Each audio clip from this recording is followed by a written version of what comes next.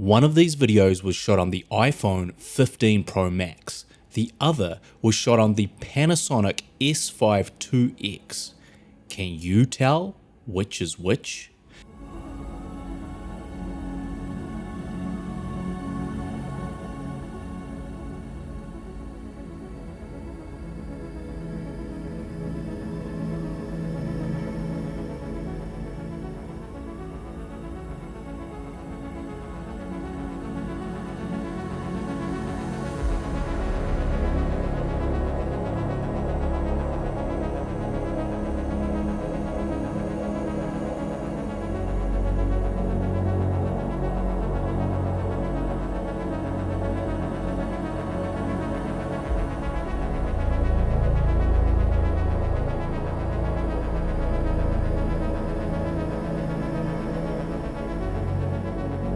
Now maybe you picked right, maybe it was easy for you, but if you ask me, these shots are getting very close. In fact, several times when compiling these clips for this video, I got confused as to which camera I was looking at. If you shoot footage in a certain type of way, they are almost indistinguishable. But if you don't know the right settings for your iPhone for video, then you definitely won't get these types of results. There are 3 things you need to change to get the best video footage out of your iPhone 15 Pro Max or 16 Pro Max and transform it into the cinematic vlogging powerhouse it's capable of being. And I'm going to show you them all. The truth is, the new iPhones can shoot cinematic video footage that rivals many mirrorless cameras.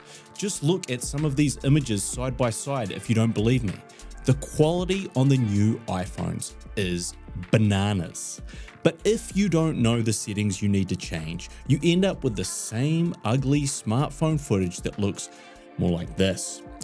Although I'm talking about the Pro Max versions of the iPhone, these tips will work for any iPhone 15 or 16 Pro as well. First, you need to shoot an Apple ProRes log. ProRes log is the best possible image without all the weird digital over-sharpened processing that makes iPhone footage look like, well, iPhone footage. So the first thing you need to do is change into ProRes mode. However, shooting in the native camera app gives you massive file sizes that are going to fill up your phone way too fast and make it really difficult to airdrop or transfer to your computer. But there's a much better app to record your iPhone video with, and it's free. So the second thing you need to do is download the Blackmagic camera app. It gives you much more control over your image and lets you record in different quality levels of ProRes. So you need to record in ProRes LT instead of ProRes HQ. This will ensure your file sizes are much smaller, but still retain that high quality that ProRes offers. It's the perfect middle ground. Now, the third and final thing you need to do is use ND filters with your phone. The Freewell Sherpa case and ND filters allow you to clip them on the front of your phone magnetically, which I find the most convenient. You'll find links to all of this gear in the description. Most of the time, I would recommend just the 6 to 9 stop ND with the glow mist filter. The mist filter helps to soften skin and highlights and make them look more pleasing, and the ND filter allows you to cut down on the light coming into your lens instead of relying on the shutter to change your exposure levels when the sun is too bright. The ND filter can do this and keep your shutter locked at 180 degrees through the Blackmagic app. Control your light with the ND filter instead of the shutter, and you'll get the most natural cinematic motion of your subjects instead of this weird jerky motion that you get when your shutter speed is compensating for bright light. Now you have changed the 3 essential things that give you the best looking iPhone video. But there's some extra settings you'll need to adjust if you really want your video to look the best it can be, so stick with me as I go through them. First, you'll notice your image is now very grey and washed out. This is log footage and records this way to allow the most editing of your colors in post-production. If you want to see what your footage will actually look like, you need to apply a LUT, or a lookup table to this log footage. This is something you can't do in the native camera app, but you can do it in the Blackmagic camera app. I recommend this LUT. It's called the One LUT because I assume it's probably the only one you'll ever need, and I've provided a link to purchase it in the description.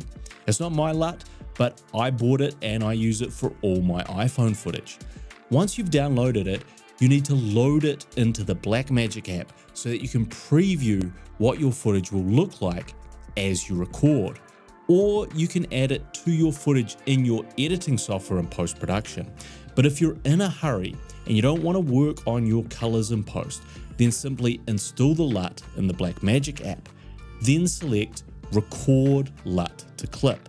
Now the Blackmagic app will paste that LUT over all of your video and you don't have to add it or change anything in post-production. But there's still a few more settings that helps to know your way around. First, there's your ISO. Now, think of ISO as the other way to control how light or dark your image is when your ND filter isn't enough. I found you can move your ISO anywhere between 80 and 800 for the best quality video, and you can push this ISO to 1200 or 1600 if you really need extra light in dark or interior scenes.